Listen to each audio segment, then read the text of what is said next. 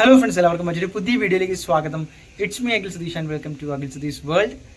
വിദ്യാർത്ഥികളെ, നിങ്ങളുടെ റിസൾട്ട് ഡേറ്റുകൾ പ്രത്യേകിച്ച് +1 ഇമ്പ്രൂവ്മെൻ്റ് അവിടെ നിൽക്കട്ടെ. നമ്മൾ +2 റിസൾട്ടും അതുപോലെ തന്നെ SSLC റിസൾട്ടും മെയ് 9 അതുപോലെ തന്നെ മെയ് 18 തീയതികളിൽ വരാനിരിക്കുകയാണ്. ആദ്യം SSLC റിസൾട്ട്, അതിന് പിന്നാലെ +2 റിസൾട്ട്.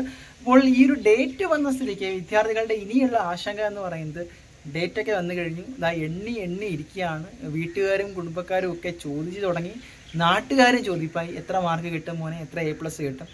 അപ്പോൾ ഇങ്ങനെ കാത്തിരിക്കുന്ന വിദ്യാർത്ഥികളുടെ 2 വളരെ പ്രധാനപ്പെട്ട കാര്യങ്ങൾ കൺവേ ചെയ്യാനാണ് ഈ വീഡിയോ ചെയ്യുന്നത്.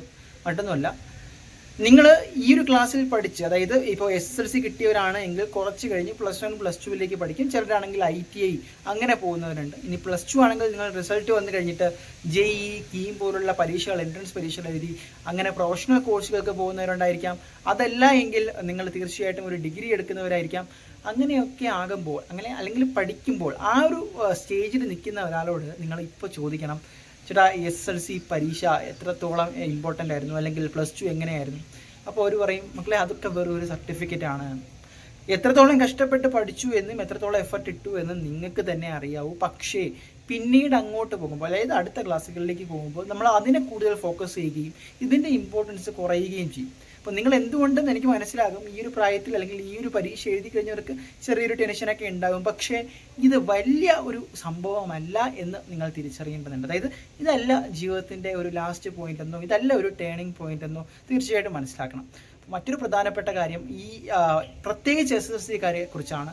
അവർക്ക് ഈ പരീക്ഷകളെല്ലാം കഴിഞ്ഞതിന് ശേഷം ഏകദേശം ഒരു ധാരണ ഉണ്ടാകും എത്ര A+ ആണ് കിട്ടാൻ പോകുന്നത്, ഏത് പരീക്ഷയായിരുന്നു പാട്. പക്ഷേ അതിനു മുമ്പേ തന്നെ പലരുടെയും സ്വാധീനം കൊണ്ട് നിങ്ങൾ ഇപ്പോൾ തന്നെ എനിക്ക് +1 ചിലപ്പോൾ കമ്പ്യൂട്ടർ സയൻസ് എടുക്കണം, അല്ലെങ്കിൽ ബയോളജി സയൻസ് എടുക്കണം, അങ്ങനെ ഒരു എടുത്തുചാട്ടം നല്ലതല്ല എന്നാണ് എൻ്റെ ഒരു അഭിപ്രായം. തീർച്ചയായിട്ടും നിങ്ങൾ നന്നായിട്ട് ചിന്തിക്കുക. ഹ്യൂമാനിറ്റീസിനാണ് നിങ്ങളുടെ താല്പര്യമെങ്കിൽ അതിലേക്ക് തന്നെ പോകണം. ഒരിക്കലും മടി വിചാരിക്കരുത്.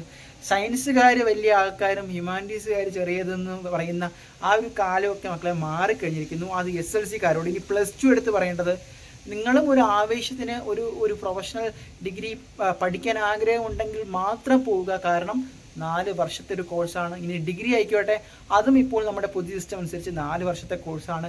ഇൻട്രസ്റ്റ് ഉള്ള വിഷയം ഏതാണോ അത് എടുത്തു വെച്ച് പഠിക്കാം. ഇനി റിസൾട്ടിൻ്റെ കാര്യത്തിലേക്ക് വന്നു കഴിഞ്ഞാൽ SSLCക്കാർക്ക് ഇത്തവണ A+കളുടെ എണ്ണവും വിജയ ശതമാനവും കൂടുവാനുള്ള സാധ്യത എന്ന റിപ്പോർട്ടുകൾ തന്നെയാണ് വരുന്നത്. ഇനി +2കാരുടെ കാര്യം എടുത്തു കഴിഞ്ഞാൽ പല പരീക്ഷകളും കടുപ്പമാക്കിയ, പലതുകൊണ്ടും കൂടുതൽ പ്രതിസന്ധികളിലേക്ക് തള്ളിവിട്ട ഒരു ബാച്ചും പരീക്ഷയുമാണ് ഇക്കാലത്തേത്. എന്നാൽ പോലും വാല്യുവേഷൻ ഒരു ലിബറലായി തന്നെയായിരുന്നു. നിങ്ങൾ വിചാരിക്കുന്ന പോലെ പല വിഷയങ്ങൾക്കും വളരെയധികം മാർക്കുകൾ നഷ്ടപ്പെടില്ല. ടോട്ടൽ വിജയ ശതമാനത്തിൽ ഒരു പക്ഷേ കുറവ് വന്നാലും A+കളുടെ എണ്ണത്തിലും ഫുൾ A+കളുടെ എണ്ണത്തിലും ഇത്തവണ കൂടുതൽ തന്നെ ആയിരിക്കുമെന്ന അനൗദ്യോഗികമായിട്ടുള്ള റിപ്പോർട്ടുകൾ തന്നെയാണ് വരുന്നത്. കാത്തിരിക്കാം. നിങ്ങളുടെ അഭിപ്രായങ്ങൾ കമൻറ്റ് ചെയ്യുക. അഡ്മിഷൻ വാർത്തകൾക്കും ഇനി അങ്ങോട്ടുള്ള വിദ്യാഭ്യാസ വാർത്തകൾക്കും ഒക്കെ ആയിട്ട് ചാനൽ സബ്സ്ക്രൈബ് ചെയ്യുക.